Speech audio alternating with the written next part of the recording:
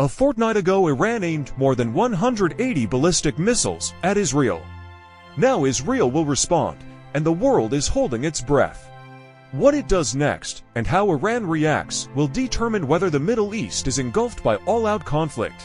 For America, the question is how to encourage restraint from Israel, limit escalation, curb Iran's baleful influence, and deter it from choosing to build a nuclear weapon. Unfortunately, as our investigation this week shows, the Biden administration has undermined one of America's main tools.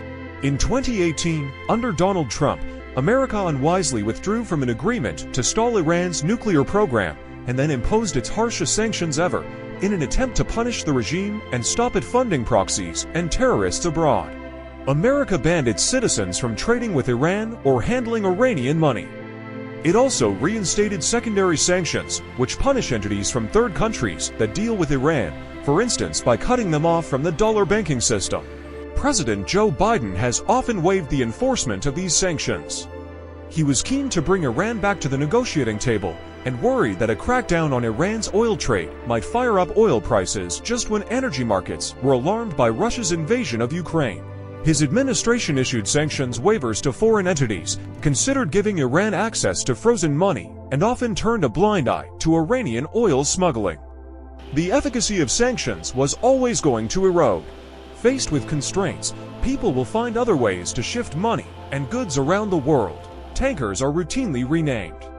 It takes much less time for an Iranian stooge to set up a company in Hong Kong or Dubai than it does for America's Treasury to investigate evasions. It was inevitable that money would flow away from the dollar banking system and into alternative payment mechanisms.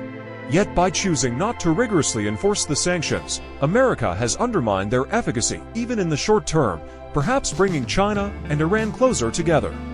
A complex infrastructure has developed to help Iran channel its revenues around the world.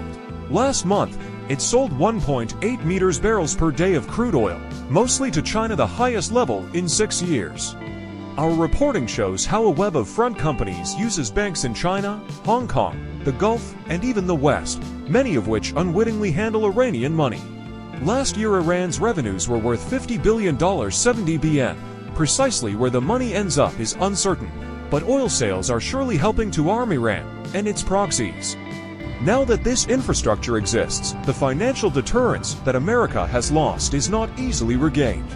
To throw sand in the gears of Iran's war machine, America would have to punish the worst offending banks in, say, China or the Gulf, or press their governments to insist that lenders make more efforts to comply with America's edicts.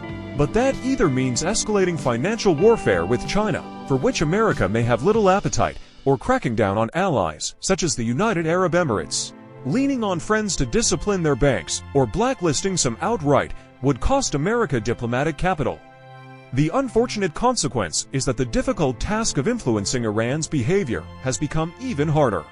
America's tools include threatening to enforce sanctions, or offering to lift them, and threatening to go to war. Those choices were fraught with risk, but their costs are higher today than they would have been if America had enforced sanctions rigorously.